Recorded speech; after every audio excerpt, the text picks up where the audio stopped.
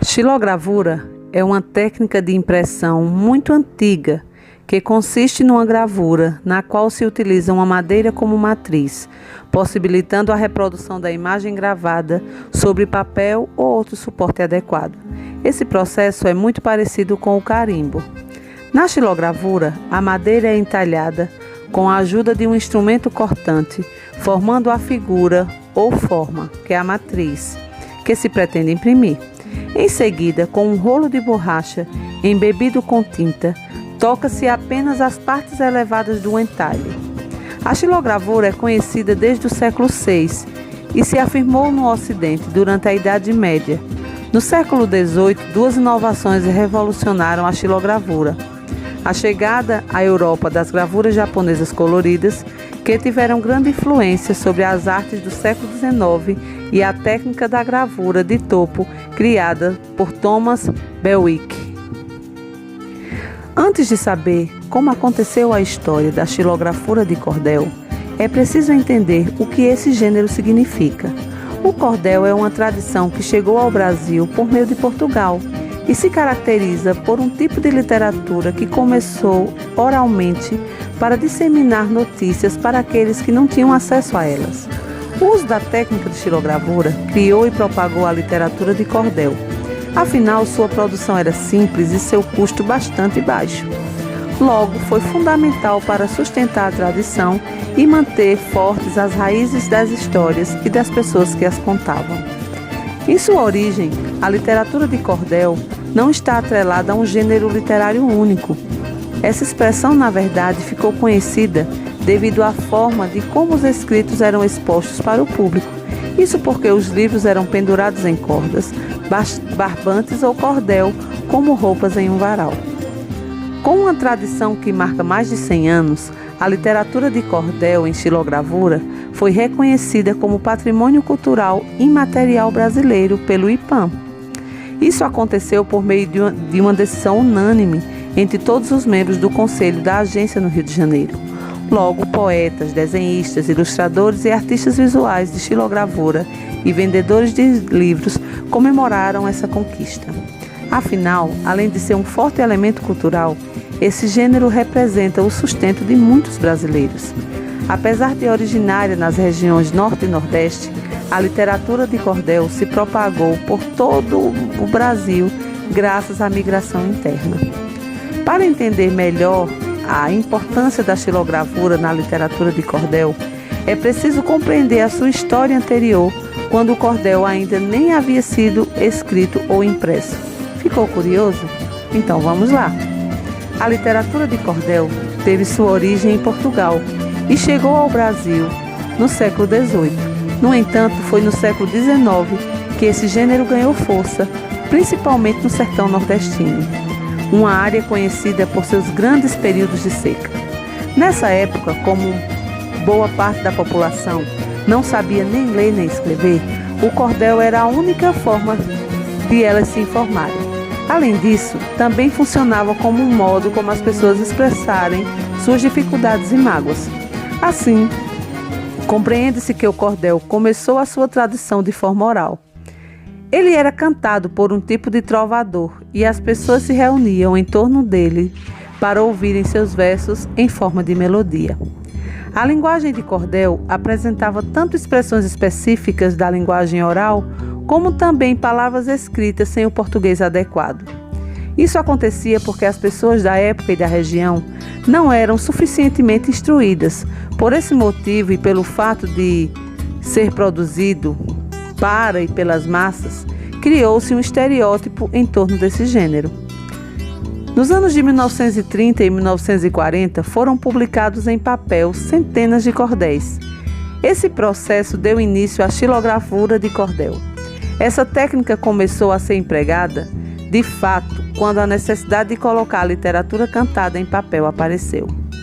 Para tornar esse gênero acessível a todos, a xilogravura de cordel no sertão contava com o uso de materiais baratos. Vale destacar que, apesar de ser produzido para pessoas com menos instruções, o cordel tinha rimas e regras. Além disso, a literatura é conhecida por suas características regionais, populares e folclóricas. No entanto, com a popularização do rádio e da televisão, a literatura de cordel perdeu sua força. Assim, vivenciou um período crítico durante a década de 1960, mas em 1970 esse gênero foi retomado. Porém, houve mudanças tanto em relação ao tipo de cordelista como da sua audiência. A diferença é que cordelistas atuais têm mais acesso à cultura. Logo, tanto eles como os consumidores desse gênero apresentam hoje um perfil diferente. Inclusive, muitos poetas profissionais e letrados se utilizam da literatura de cordel como lazer e são vistos com desconfiança pelos cordelistas mais conservadores. Devido ao fato de a literatura de cordel não funcionar mais como uma fonte propagadora de notícias e ter diminuído o número de pessoas analfabetas, a xilogravura de cordel começou a ser comercializada como atração turística. Além disso, a internet mudou um pouco a forma dos cordelistas se expressarem, já que hoje, por meio delas, eles exprimem sua arte online. Sendo assim, podemos observar que se antes a literatura de cordel era produzida em pequenos panfletos por meio de xilogravura, hoje esse gênero pode ser encontrado e consumido online. No entanto, a importância de destacar que a xilogravura de cordel ainda pode ser encontrada em muitos lugares do norte e do nordeste, principalmente em Pernambuco e no Rio Grande do Norte. Lá, esse gênero é conhecido e serve como chamariz para os turistas. Assim, a xilogravura brasileira de cordel pode ser vista tanto em mercados e feiras como em lojas e aeroportos dessas regiões. De forma simples, a xilogravura é uma técnica em que o artista entalha a madeira, pinta as suas partes elevadas e, por fim, pressiona a madeira em papel ou tela. Trata-se de um método quase rudimentar de reprodução de imagens e textos, e essa sua característica foi fundamental para sua aplicação como técnica de expressão. Simples e fácil, a xilogravura na literatura de cordel também não exigia a aplicação de nenhum tipo de tecnologia, além, é claro, da tinta para marcar a madeira e o papel utilizado. Apesar de ter mudado, a xilogravura nordestina ainda mantém as raízes fortes do sertão. Assim, replica e cria suas novas histórias. Os traços marcantes da xilogravura de cordel podem ser encontrados em peças de decoração, em bancos e azulejos, em quadros emoldurados e pendurados na parede, e em acervos de arte para serem apreciados. Se antes era rudimentar, hoje essa técnica apresenta mais sofisticação e é aplicada por renomados artistas em seus mais variados trabalhos de xilogravura, xilografia ou como técnica de gravura. Oi gente, tudo bem? O vídeo xilogravura em isopor, que eu usei as cores primárias, foi um sucesso. Atendendo a pedidos, hoje eu vou fazer xilogravura em isopor usando tinta preta. Materiais para realizar xilogravura no isopor: bandeja de isopor, lápis, caneta, pincel e tinta preta e uma folha sulfite. O primeiro passo para fazer a xilogravura é fazer um desenho no isopor. Com muita força aqui, ó, faz o vinco. Nesse caso aqui eu fiz um galo.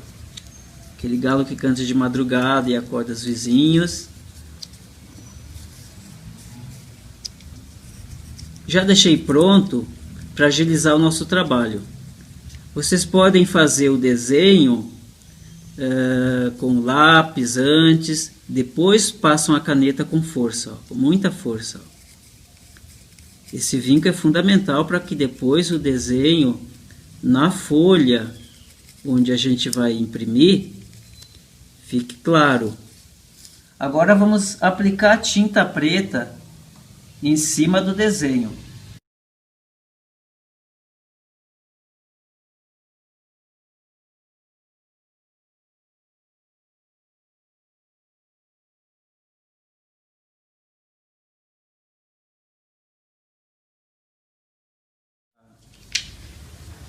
Folha sulfite, colocar em cima da nossa futura obra. Colocou e vamos passar a mão, como se fosse um ferro de passar roupa. Guardando. Imprimir nosso galo agora. Ele vai sair cantando. Ok? Vamos lá. Olha a surpresa. Oh. Oh.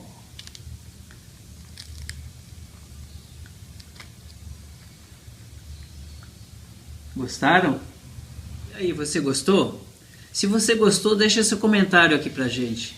É muito importante. Assim a gente continua fazendo algumas artes aqui, vamos inventando. Beleza?